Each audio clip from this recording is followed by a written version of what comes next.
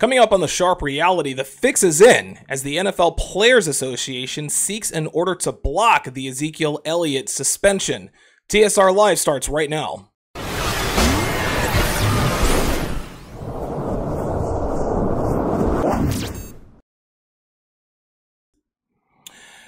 What's up, guys? It's your man, Donovan Sharp. We're going to go ahead and get right into it today with regards to this the news that came out about the Ezekiel Elliott suspension and everything like that. I'm going to go ahead and take this here from the top for those of you who are not familiar with the goings on of this particular situation. So this morning, I think it was probably last night, but this morning, the NFLPA, which is the NFL Players Association, has sought an order to block the Ezekiel Elliott 6-game suspension. Ezekiel Elliott was accused of domestic violence by his, I don't know if it's a short-term, long-term girlfriend, side chick, Tiffany Thompson, as you can see right here on the screen. She accused him of domestic violence. An investigation ensued. There were bruises, accusations. A full investigation was performed. Well, the Columbus PD, there in Ohio where the complaint was filed, they didn't arrest him. He hasn't been charged, nor has he been found guilty of any wrongdoing in any court of law. The Columbus PD cited inconsistency in Thompson's story as one of the reasons they did not arrest or charge him. So, after the investigation, the NFL conducted their own investigation, as they are known to do in these particular situations. And in the end, when the smoke finally cleared, Roger Gooddell suspended Ezekiel Elliott for 6 games and cited his violation of the domestic violence policy, which, according to the NFLPA, which is the collective bargaining agreement, is a requirement. If you are accused of domestic violence, the NFL has carte blanche to suspend you for at least 6 games, regardless of what a court of law does or does not say, arrest, charge, or rule. So, at this point, the NFL is the judge, the jury, and the executioner. I actually mentioned this in a recent podcast about how this is unconstitutional. The NFL is acting as a second judge, jury, and executioner in this particular situation. But again, I went over that in the other podcast. I'm not going to rehash that at this point.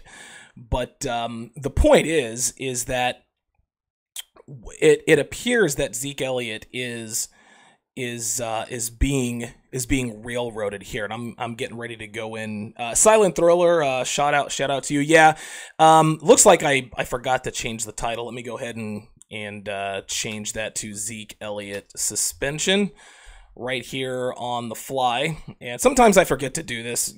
This is a one-man show. Thanks for looking out there. I'll probably change it and get a little bit more detail on that when this particular show ends. Anyway, so the NFL suspended Zeke Elliott for 6 games because of this particular violation, and predictably so, Zeke filed an appeal, and the hearing started either yesterday or the day before. I can't remember exactly. And they are being heard by Harold Henderson, who I believe also oversaw the Adrian Peterson appeal hearing a few years back. Now, earlier this week, we learned that the NFL wouldn't require Tiffany Thompson to be present for the appeal hearings, meaning that Elliott's legal team would not be able to cross-examine Thompson and her story. And by the way, Elliott hired Jeffrey Kessler. Jeffrey Kessler is the attorney who also handled Brady's Deflategate suspension. He also represented Saints running back Adrian Peterson, and did some international pro bono work defending the double amputee sprinter Oscar Pistorius in his murder case a few years back. So Kessler is certainly no stranger to the courtroom. He's no stranger to legal defense, and he's certainly no stranger to defending players against the NFL on behalf of the players. So a day later, we learned that the NFL would not allow the findings of the investigation made by Kia Wright-Roberts, who is the NFL's lead investigator, specifically in the areas of domestic violence, which is a problem in and of itself, and we'll get to that a little bit later. They didn't allow her findings to be present during the appeal hearing. And this morning, we've heard that Roberts, who again is a woman, she recommended that Elliott not be disciplined based on her investigation, and she was still kept out of the appeal hearings. Guys, think about that for a second. A woman who by nature is already biased towards domestic violence victims, whether the victims are telling these alleged victims are telling the truth or not, was not allowed to tell the NFL that she recommended zero discipline for Zeke based on her findings. A woman said this. So the NFLPA, which again is the National Football League's Player Association, that's the players union that defends players, has requested a block on Elliott's suspension in light of these revelations. Cowboys owner Jerry Jones has also said that he is prepared to go to court over this because he said there's no evidence, and he's right. He is absolutely right. Look, the only evidence at this point that we have is the word of Tiffany Thompson, which multiple organizations, the NFL investigator, as well as the Columbus PD, have found to be inconsistent and non-credible. And I've said before, the bruises that she showed to the police, they could have come from anybody. She could have made those bruises herself. She could have taken these pictures at any time. We have no idea where the bruises came from. We just don't. Thompson was also found to have asked her friend to lie about her accusation to the cops and attempting to extort Elliott with a sex tape just a few months back. And all of this was before... This was all before we learned about the text messages she sent to Zeke himself, telling him that if he didn't go back to her after he dumped her, that she would end his NFL career, which she can only mean accusing him of domestic violence. Kia Wright-Roberts talked to Tiffany Thompson 6 times. She interviewed her 6 times. She's the only person to have interviewed her about this particular case. And she recommended zero punishment, 0 game suspension based on her findings because she found Thompson to be inconsistent and non-credible. Now, at this point, the NFLPA they're alleging a conspiracy. They've released a bunch of fancy legal statements, but in layman's terms, they're accusing the NFL of purposely disallowing the findings of Roberts, again the lead investigator, and the testimony of Thompson, the accuser, in order to keep Elliott's suspension in place. It's also said that Lisa Friel, who is the senior vice president of investigation at the NFL, recommended the 6-game suspension for Elliott, despite having knowledge of Roberts' finding, which again isn't surprising. Lisa Friel, she's a militant feminist. All she wants to do is suspend players. It was obviously biased. It doesn't take a rocket scientist to figure this out. Here's the elephant in the room, guys. The elephant in the room, as far as Friel is concerned, is that she allegedly, was a part of the deliberate decision. The NFLPA said this deliberate decision to keep Roberts out of the appeal hearing. Friel obviously has an agenda, and it appears that she may have kept evidence that would support Elliott's innocence and Thompson's lack of credibility from Roger Gooddell when Friel recommended the suspension. Now, listen, I'm not going to take any responsibility away from Gooddell. It's not that he didn't know what we already knew. We all knew about the text messages. We knew about the inconsistencies in her story, in Thompson's story. It's not that he was getting any and all information. Roger Gooddell, it was not like he was getting all of his information from only Lisa. Listen, he's got the internet, he's got a phone, he's got a TV like everybody else. So he was well aware of the other stuff that was out there that supported Elliott's innocence. the point is, and guys, look, I'm not here to talk about or decide whether or not there was a conspiracy. Listen, there probably is, and it wouldn't surprise me. But the larger point is this, is that the fix is in, guys. In a court of law, which, by the way, this case, again, didn't even get to at this point, you're innocent until proven guilty. You have to be guilty beyond all reasonable doubt. Guys, there's reasonable doubt all over this case. Thompson is found to have been inconsistent about her story. She's changing details about her story. We all know that she told Elliott, hey, if you don't come back to me, I'm going to end your career. She wasn't going to physically accost him. She was going to falsely accuse him of domestic violence or rape. Women know this is the silver bullet to professional athletes these days. That's how it is. That's the only thing Thompson could have been talking about. Despite having evidence to the contrary, the fix is in. They want to continue to make a point. They want to continue to give women the power to end a man's career. At the end of the day, guys, of course the NFL doesn't want evidence of innocence. Evidence of Elliott's innocence. They want to continue to pander to the feminist agenda by punishing athletes on baseless claims made by sluts who fuck professional athletes. That's what this is about. Listen, we can get into the nuance and no. What this is about is punishing athletes regardless of the evidence presented. Period. The NFL wants to tell the world that if you are a woman and you make a false domestic violence accusation or a false rape claim or sexual assault, as they call it, whatever, rape is rape. If you fucked a guy and it was non-consensual, that is rape. If you fucked a guy and you wanted him to fuck you, that's not rape. Let me not get off kilter here. The point is this, is that the NFL is telling women that all you have to do is blow the whistle and we will rush to your aid. We will be the Captain Save-A-Hose. We will be the White Knight. But the reason they're doing this is because of the feminist agenda. Because get this, guys, the NFL doesn't care about domestic violence. They couldn't give less of a shit about women who lie about being raped. They care about the shield. They care about football. They care about public perception, and at their detriment, they're also caring about women. But what the NFL doesn't understand is that women don't move the needle in the NFL in terms of ratings and merchandising. Women don't make up the NFL. They don't. They have no influence whatsoever. They could lose, listen, the NFL could lose every single fan, every single female fan, and it wouldn't so much as dent their bottom line in the least. They would still continue to be a $1 billion revenue organization. When we watch football, do we see commercials for tampons?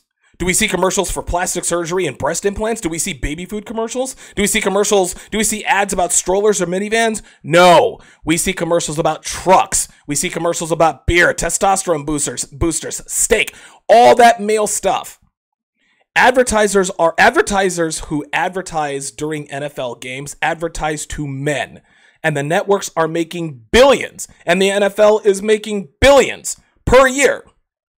They did all of this without women. They did all of this before women got involved. But now that women have gotten their foot in the door, the NFL is pandering to a demographic that does not matter. Women don't matter in terms of sports. They don't fucking matter. Women only watch football because men watch football. That's it. If men didn't watch football, women would not give less of a shit about football. Women want to do what men are doing.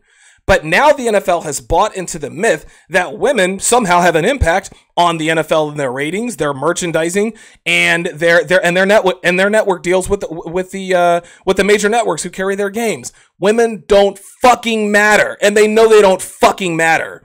This is why you got women out here falsely accusing men of domestic violence and rape and all this other kind of stuff, because they want to matter and they don't. Women, you don't fucking matter to the NFL. Get off your fucking high horse. You don't matter. Now, some men, some white knights, some men that may cape up and say, and make statements like, well, Donovan, what if a wife gets upset about the NFL and tells her husband not to watch? Even the most blue pill beta men out there, do you think that guy's going to say, okay, yeah, honey, I agree. I'm going to boycott a sport that I've been watching since I was a kid to take stand on an issue I couldn't give less of a shit about? Fuck no. He's going to find a way to watch football no matter what his fat feminist wife tells him, which means more money from advertisers, more money from networks, and more money for the NFL. He's going to watch it on his phone. He's going to go to his buddy's house. He's going to go to the bar. Men are not going to boycott football because a fucking woman tells them not to. Baseball is America's pastime. Football is America's passion. It ain't going away, no matter what women want to do. The train will stay on the tracks with or without women. But if the NFL continues to pander to women, they're going to end up alienating their base audience even more than they already have. And that is where they start to get less money. If more men start... Now, here's the thing, man. Like, I've heard dudes say that they're going to boycott the NFL because of bullshit like this. Whether they do or not, we'll see. But the sentiment is here. I love the NFL, and I'm sick and tired of them pushing the feminist agenda, but I'm not at a point where I'm going to stop watching games on Sunday because I want to make us... No, I love football.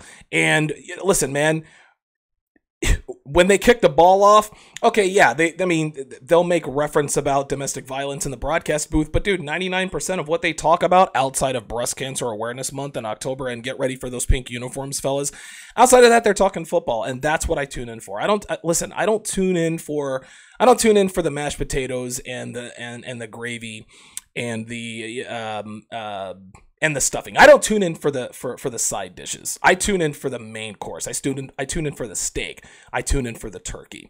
So when push comes to shove, I can get as pissed off as I want. I'm not going anywhere. And NFL advertisers know that men like myself aren't going anywhere. Dude, I've watched NFL football since I was 10 years old. I'm 40. I've got 3 decades of NFL fandom, and most men out there like me, a lot of them have even more than that. They're not going away. But if this kind of bullshit continues, I'm telling you, there's going to be a sharp decline. There's going to be a sharp decline in ratings. The women always fuck up everything, and they've gotten their foot in the door, and it's already started. Now, ESPN has already started to suffer these consequences. They have a huge decline in their ratings and in their subscribers because they're doing what the NFL is starting to do.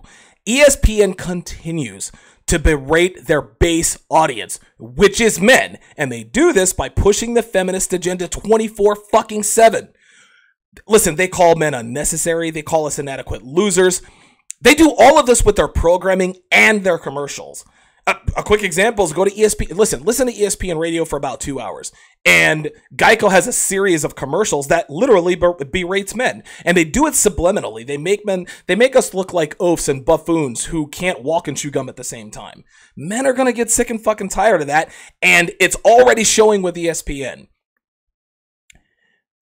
Because of all of this, ESPN has done, they've laid off a shitload of employees this past spring. And it's been confirmed that they are now asking their on-air personalities to take pay cuts. Guys, dudes ain't trying to take fucking pay cuts behind some feminist bullshit. Feminist or not. People ain't trying to do that, man. I've said it before. ESPN's going to be around long after I am 6 feet under. But because of what they are doing, alienating their male fan base, these guys are going to continue spiraling downward. Now, the NFL is nowhere near that, but if they keep this shit up, it's not going to be long, guys. It's not going to be long. As far as ESPN is concerned, all of the layoffs and the pay cuts, this is happening because they're pushing feminism. I've written about it. I've talked about it. Programs that used to be all men, like Pardon the Interruption now has female guest co-hosts. Tony Kornheiser and Mike Wilbon are usually the guys that host that particular program. But now I saw yesterday, I think Mina Kimes was on there. And listen, now we've got Mina Kimes. We've got Kate Fagan, who looks like a fucking man. Sarah Spain, which is a fucking banshee who sounds like a man in the middle of a fucking drinking party. And of course, the thousand cock stare queen herself, Michelle Beadle. We see these bitches all over the network all the fucking time, and all these bitches do is talk shit about men. That's all they do, and ESPN wonders why they're losing. They wonder why they're losing their audience. They wonder why they've seen a steep a sharp decline in their subscribers. They don't want to admit it. They want to, and it's so funny. Bomani Jones, Dan Le Batard, oh yeah, people say it's because we're pushing the feminist agenda, and they make all these little pithy jokes as though we don't know. Good fuck you guys. We know. Don't insult our fucking intelligence. You guys are losing subscribers and viewership because you guys are pussies. You are pushing the feminist and liberal agenda. This is why, and you know that's why. Making fun of men and, oh, you guys don't know. Yeah, we fucking know. The writing's on the fucking wall. Those guys are as talented as they come, but when it comes to talking, when it comes to being honest about why they're losing viewership, they think that just because they're on air, they happen to be smarter than we are. Guys, guess what? They're not going to be talking that shit when ESPN comes to them and asks them for a pay cut. Oh, no, they're not going to be trying to hear it at that point.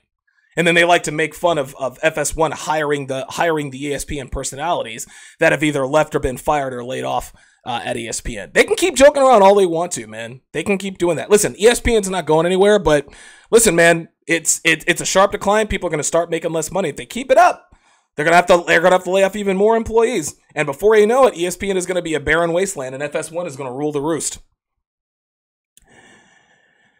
A decision.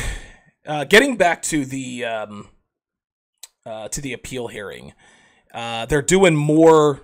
The appeal hearings are gonna continue today. Like I said, Harold Henderson presiding.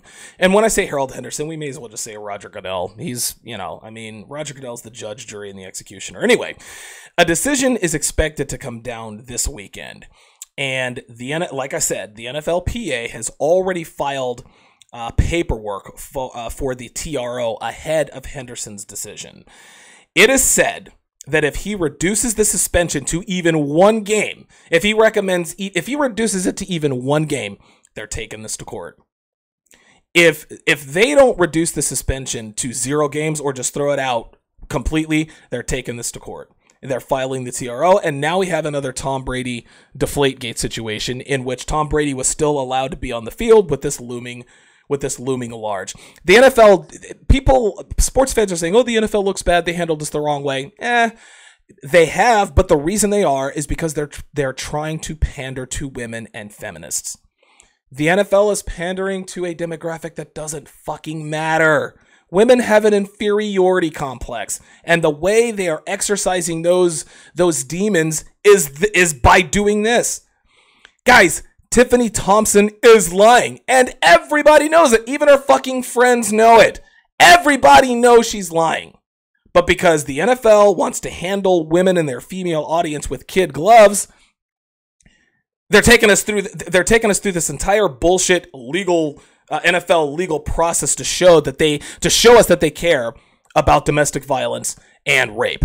They could not give less of a shit, guys. I'm here to tell you. Listen, I did a show on it weeks ago, back during the NFL draft, and NFL GMs trying to pretend like they care about them. They don't give a shit about domestic violence, guys. They don't.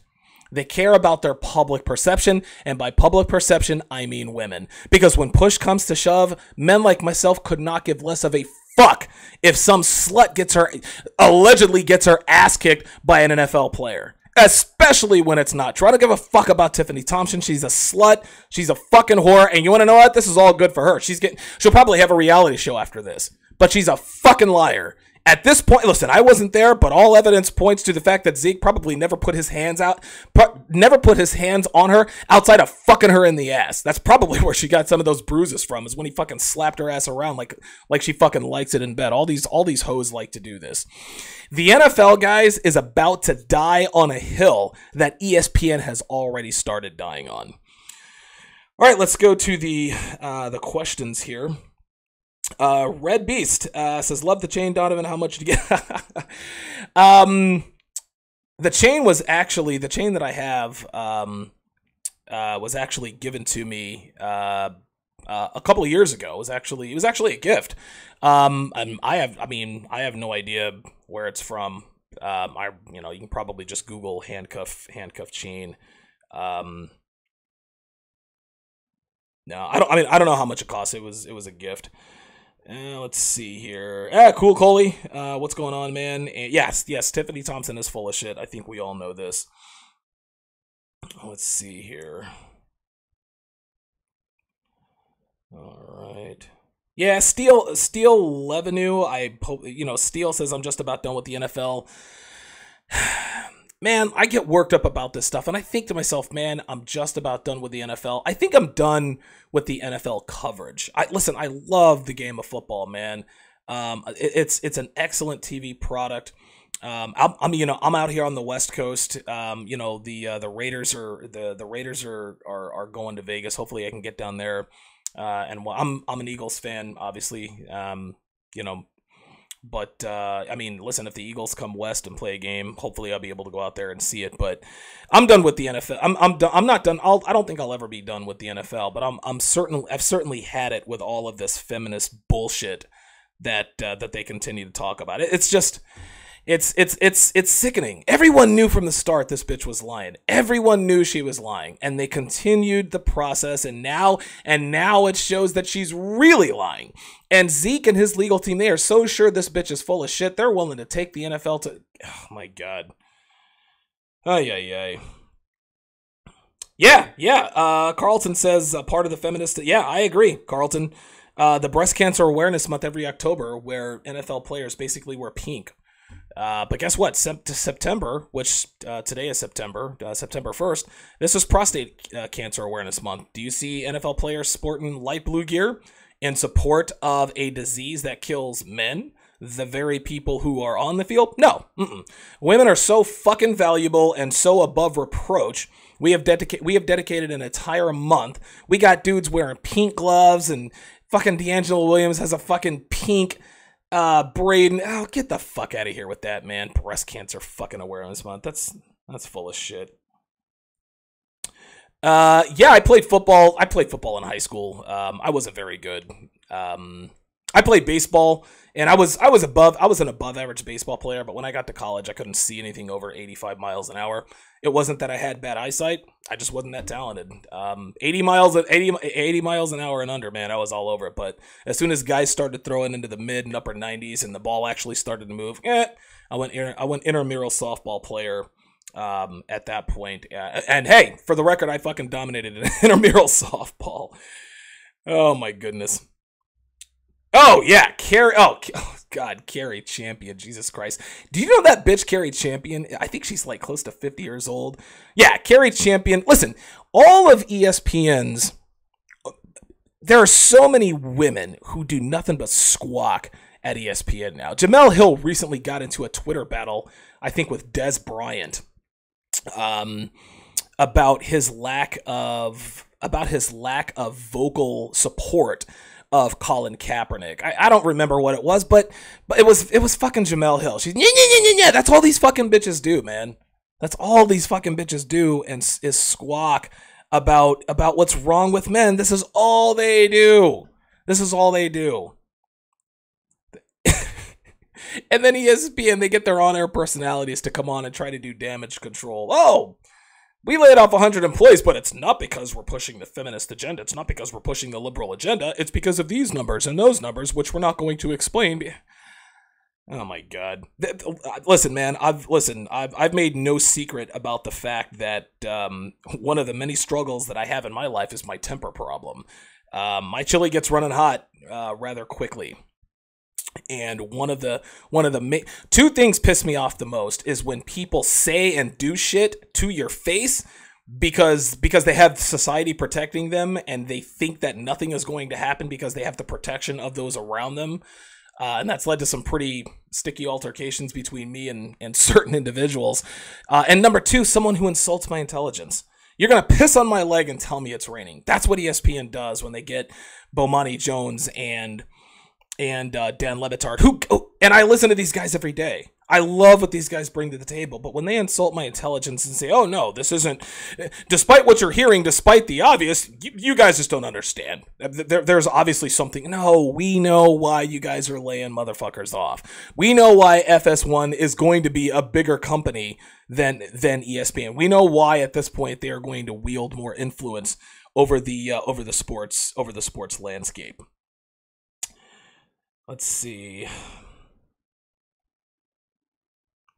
Yeah, Mike Lowry makes a good point. Why do athletes, actors, and other great men who could fuck whoever they want, Let women screw them over. Women who, by the way, could never build for themselves. Yeah, listen, I pointed this out in an episode a while back. Anytime a woman accuses a man of means, this means a man of wealth, a man of status, professional athletes, etc., of rape, you already know it's bullshit. Professional athletes and rich men have women literally throwing the pussy at them. Why do you need to? Why take something by force when it's readily available to you? If you've got a dozen, if you've got 16, if you have 144 eggs in your house, why would you go to the grocery store and steal an egg? You wouldn't do that because you've already got it at home. Why would you go out and force a woman to have sex with you if you have hot women ready, willing, and able to have sex with you? Patrick Kane was accused of rape. I think either a year or two ago. That turned out to be bullshit. Of course he didn't rape her. He's Patrick fucking Kane. He plays for the Chicago Blackhawks. He's a millionaire, etc. He doesn't have to rape. Garyon Conley, ahead of the NFL draft, was accused of rape. He doesn't have to rape. He's a fucking professional athlete. Well, now he's a professional athlete. He went to Ohio State. He's probably fucking more college chicks than the guy who did Girls Gone Wild. Men don't have to rape. Or these men of means don't have to rape. Ay, ay, ay. Cool Coley, I like Bomani too, man. Man, that nigga has me cracking up when he was talking about the whole Genie Bus, Magic Johnson thing. He also, there was one show he did where he was talking about Russell Wilson not fucking Sierra, and him and Pac-Man Jones were at the Pro Bowl on the same team, and he did a little skit of it. That was some funny shit. But yeah, Bomani's a smart guy, but he's another guy that likes to insult our intelligence.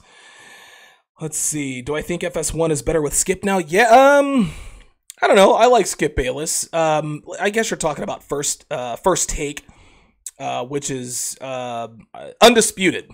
Is basically the knockoff of First Take. It's FS1's version of First Take. Listen, I watch them both. Skip and Shannon. I love Shannon Sharp. No relation. Wish he was. But yeah, Skip and Shannon have great on-air chemistry. Stephen A. Smith, and I love Max Kellerman, man. That's my guy. He and Stephen A. Smith have great chemistry on air. I watch both shows. I don't really think one is. I don't think one is better than the other. Carlton. Yeah. FS1 has hired a lot. Listen, FS1 has hired Chris Carter, who used to work for ESPN, who's going to have I think starting the Tuesday of the NFL season or the week before, he and Nick Wright, who is, listen, he is the heir apparent to Colin Cowherd. Nick Wright, you got to check his show out. But Nick Wright and Chris Carter now have a show, but Nick Wright now works for FS1. Mark Schlereth, who worked for ESPN, now works for FS1. Of course, Colin Cowherd, Jason Whitlock, Danny Cannell was just hired by FS1. I mean, yeah, when ESPN laid these guys off, FS1 said, hey, you know what? Come on over. We'll hire you. We know why you were fired, and we know that you know why you were fired. Come on over here. You're able to speak their mind. And it won't be long before ESPN gets rid of Will Kane, and when that happens, I'm sure FS1 will definitely scoop him up. Yeah, I agree with you there, Steele. I don't like how different pundits blend race and faggots, the LGBTQ XYZ LMNOP community together. That's what feminism, smartly so. The feminists actually did a very good job in expanding their reach, especially third wave feminism. Third wave feminism almost died because people know that feminists are full of shit. So they did the smart thing. They went out and they recruited other oppressed minorities, like Muslims. In the wake of 9/11, Muslims were starting to become oppressed and outcast. They recruited they recruited faggots, they recruited lesbians, they recruited other races of people. So when you insult one, you insult them all. So feminism has many other causes under the same umbrella. And yeah, I don't like how Shannon Sharp does it. And Jason Whitlock, who for my money is one of the best pundits on TV, he tends to do the same thing. These are black men who have also bought into this blending of this blending of causes. I don't like it. It's whatever, man. I'm not gonna like everything about every pundit, but that's Shannon Sharpe is great on TV. He really is. Yeah, Carlton, man, Nick Wright, dude. Nick Wright is awesome. He takes Cowherd back to the woodshed. Guys, be sure to support the show. You guys can support the show via PayPal. It's on the bottom of my homepage, thesharpreality.com. You can also donate through Patreon. If you don't have a shit ton of cash, man, just bookmark the Amazon link on my homepage and do all your Amazon shopping through that link. And of course, like the video, guys. Definitely like the video. That way we can increase the profile of the show, get more viewers, more listeners. Let's see what else we got here. Yeah, so at this point, guys, it would... listen, I'm interested to see how this thing shakes out. I have reason... Now, Will Kane was on Mike and Mike, I don't know, not a half an hour. I actually had it up on my tablet. He thinks that they're going to... Will Kane thinks that there is going to be a negotiation ahead of the decision from Harold Henderson. He thinks that what the NFL and the NFLPA, along with Zeke Elliott, his legal team, and Jerry Jones, he thinks that there's going to be a negotiation. He thinks that the NFLPA, he thinks that they're going to negotiate. Hey, if we take this thing down to 2 or 3 games, can you leave it alone? Can we keep it out of the courts? Can we just settle on 2 or 3 games and make this thing go away? That's what he thinks is going to happen. And I don't know that I agree with that, but I do know that if it did happen, that sets a dangerous precedent, man, because there's no evidence of wrongdoing. There's been no conviction. There's been no charges filed. There's been no arrest. So even if a woman says to herself, a woman can threaten an athlete, hey, you're going to do what I tell you to do, or I'm going to accuse you of domestic violence. I'm going to say you raped me. And I watched the Zeke Elliott thing. It was a whole big thing, but guess what? He still lost 2 games. He still lost 2 game checks. Do you want to lose 2 game checks? All right, nigga, now do what the fuck I say. I'm telling you, if I'm Zeke Elliott's legal team, if I'm Jeffrey Kessler, if I'm the NFLPA, I'm fighting this thing tooth and fucking nail. I mean, listen, you're not about to take me off the field. I'm not about to serve some sort of punishment or some suspension and take money out of my pocket because some bitch lied on me. Dude, fuck that. I don't give a fuck. Fuck that. Dude, you fucking take that fucking... And I remember when Zeke's legal team came out and said, hey, we're going to attack the credibility of the witness, Lisa Friel came out and said, well, of course that's what they're going to do. That's what the accused always does. So the accused is supposed to sit back and not say anything? They're not supposed to sit back and defend themselves against the accusations? How the hell, what else are they supposed to do to have their innocence? Like, what else are they supposed to do to appeal? So it's funny. She shames the accused for using the very tactic designed to prove their innocence. Like, well, of course you're going to attack the credibility. This is what the accused do. Yeah, if accusers wouldn't lie so fucking much, we wouldn't have to attack the credibility. But here's the thing. Zeke Elliott is not going to attack Thompson's credibility and say, well, she fucks a lot of professional athletes, or she's accused this guy or that. No, he's not going outside. He's attacking her credibility about this particular situation. He's saying, look, put all things aside. I don't give a fuck what she did before. I don't give a fuck who she fucks after. In this particular instance, here is why she can't be trusted. I've got text messages. You guys have seen the text messages. We don't know where the bruises have come from. But no, Lisa Friel wants to shame professional athletes for, I don't know, trying to defend themselves against the accusation. If you're defending yourself against an accusation, of course you're going to attack their credibility based on the fact that they are lying about what they alleged you to do. That's how it goes. The tactics are all fucking there.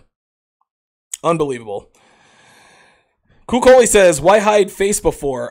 Because I had a very high profile. What I did for a living wasn't high profile, but there were, how can I put this? I had people that could have been gravely negatively affected if the social justice warriors were to or to find out, find out what I do for a living and the people involved with that. And I managed to make a smooth transition from that to this. I'm fortunate at this point in my life not to have to punch a clock or have a daytime job. Fortunately for me, I've been financially responsible to this point, and now I'm 40 years old. I live a modest, comfortable life, and so yeah, that's why I show my face, because at this point, and listen, man, like nobody knows where I'm at. They know I'm in the state of Nevada. They know I go back and forth from Reno to Las Vegas. I don't care. Even if they find out who I don't care. It doesn't matter. They can, oh yeah, Donovan Sharp, okay, fine, whatever. But you can't, like, bitches can't, whatever. Doesn't matter. The only thing they can do, and they've actually already started doing that, by the way, is there's always one or two people that gives my show a thumbs down, and because of that, my monetization is always put on hold. Now, look, listen, especially guys in this sector, none of us are getting rich off of YouTube ads. We rely on support from you guys. We rely on Patreon. We rely on PayPal. We rely on donations, contributions, etc. If anybody who wants to do what I do right now on a daily basis and thinks that they're going to get rich off of YouTube ads, listen, that may have been true, I don't know, a year and a half ago. That's not true anymore. Men who talk about the things that I talk about, who talk about the issues that I talk about, and listen, it's not just us. Google has made it very clear that they are going to start to cut back on advertising. They're not going to, I mean, as far as I know, they're not going to pull my content, but their advertisers are showing a hesitation to put ads on stuff like this, or what they define as hate speech. I can't say I blame them. They know which side their bread is buttered on. But yeah. So, I mean, it's very, very hard to make money as a YouTuber or a video blogger on YouTube because of the things that we talk about. So that's why that's mainly the reason why I've decided to show my face now. But anyway, let's see. Yeah, appreciate that, Silent Thriller. I do this for the people, man. I do this for you guys. So later on, in a few hours, I would say, let's go with what time. I don't even know what time it is right now. Give me a second. Okay, yeah, it's getting ready. It's almost 7:30 here, 7:30 a.m. here. Right around 5 o'clock Eastern, 2 out here in the Pacific. I'm gonna do my regular podcast. I'm gonna talk about the reasons that single mothers are the worst significant others on the planet. That's just gonna be that should prove to be a very lively show. Very, very good information that I'm going to be doing there. So that's going to do it for this edition of TSR Live. Guys, again, make sure you like the video if you get something out of it. Subscribe to my channel. Tell your friends, tell your buddies, your uncles, everybody standing up that you know. Follow me on Twitter at Donovan_Sharp, and I'll talk to you guys later this afternoon. Thanks for watching.